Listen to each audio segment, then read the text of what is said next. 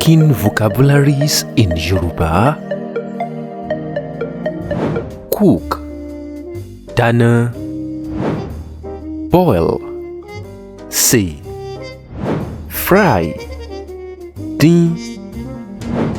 Warm, ráná. Grind, lọ̀.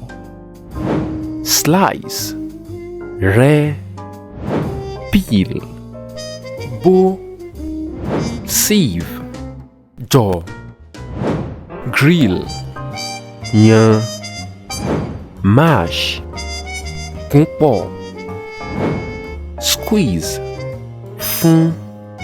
Wrap, wé.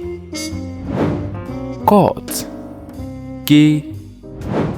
Butcher, kún. Prepare, ṣàyàn. Mix, pòpọ̀. Stir, rò. Pour, dà. Serve, bu oúnjẹ.